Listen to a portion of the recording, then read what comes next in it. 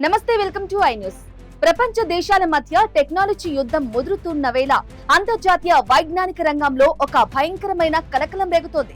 America, చైనాలకు చెందిన అగ్రశ్రేణి శాస్త్రవేత్తలు అనుమానాస్పద స్థితిలో మరణించడం లేదా అదృశ్యం కావటం ఇప్పుడు ప్రపంచ వ్యాప్తంగా తీవ్ర చర్చనీయాంశంగా మారింది. అసలు ఈ మరణాల వెనుక ఏదైనా అంతర్జాతీయ కుట్ర ఉందా? అత్యంత రహస్యమైన పరిశోధనలు చేస్తున్న మేధావులే లక్ష్యంగా దాడులు జరుగుతున్నాయా?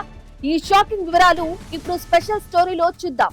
అగ్రరాజ్యం అమెరికాలో గత 2 ఏళ్లుగా ఒక వింతైన భయాందోళన కలిగించే ధోరణి కనిపిస్తోంది.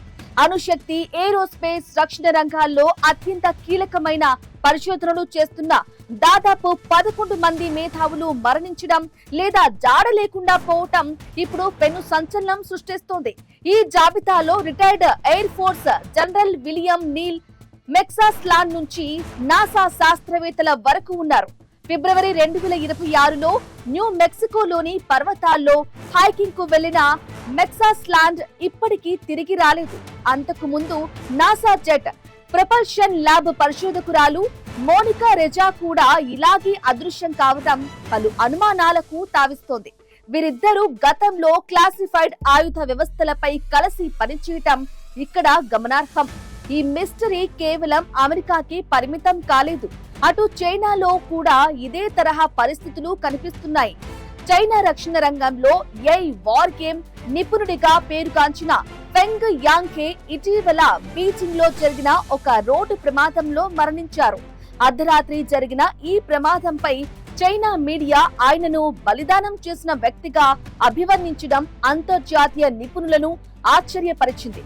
తైవాన్ ఆక్రమణకు సంబంధించిన సిమ్యులేషన్స్ పై ఆయన పనిచేస్తున్న సమయంలోనే ఈ ప్రమాదం జరగడం వెనుక ఏదైనా విదేశీ హస్తం ఉందా అన్న సందేహాలు వ్యక్తమవుతున్నాయి. చైనాలో కూడా దాదాపు 9 మంది అగ్రశ్రేణి శాస్త్రవేత్తలు ఇలాగే అనుమానాస్పదంగా మరణించినట్లు నివేదికలు చెబుతున్నాయి. ఈ పరిణామాల నేపథ్యంలో అమెరికా ప్రభుత్వం అప్రమత్తమైంది. FBI డైరెక్టర్ కాష్ పటేల్ ఈ కేసులపై లోతైన విచారణకు ఆదేశించారు. ఈ మరణాలు, అదృశ్యాల వెనుక ఏదైనా ఉమ్మడి లింక్ ఉందా లేదా విదేశీ శక్తుల ప్రమేయం ఏమైనా ఉందా అన్న కోణంలో దర్యాప్తు జరుగుతుంది. హౌస్ ఓవర్ సైట్ కమిటీ కూడా దీనిపై ఆందోళన వ్యక్తం చేస్తూ రక్షణ శాఖ నుంచి వివరణ కోరింది. అమెరికా రక్షణ రహస్యాలు తెలిసిన మేధావులను అపహరించడం లేదా హతమార్చడం ద్వారా దేశ భద్రతకు ముప్పు కలిగించే ప్రయత్నం జరుగుతోందా అన్నది ఇప్పుడు అతిపెద్ద ప్రశ్న. మరోవైపు ప్రెసిడెంట్ డొనాల్డ్ ట్రంప్ కూడా ఈ వ్యవహారాన్ని అత్యంత తీవ్రంగా పరిగణిస్తున్నారు. శాస్త్రవేత్తల వరుస అదృశ్యాల వెనుక ఉన్న నిజాలను బయటకు తీస్తామని ఆయన హామీ ఇచ్చారు.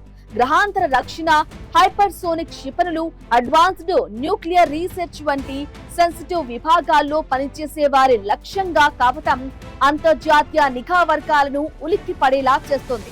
ఒకవైపు ఇది యాదృచ్ఛికంగా జరిగిన మరణాలని కొందరు వాదిస్తుంటే, మరికొందరు మాత్రం ఇది 2 అగ్రరాజ్యాల మధ్య సాగుతున్న నిశ్శబ్ద యుద్ధంగా అభివర్ణిస్తున్నారు.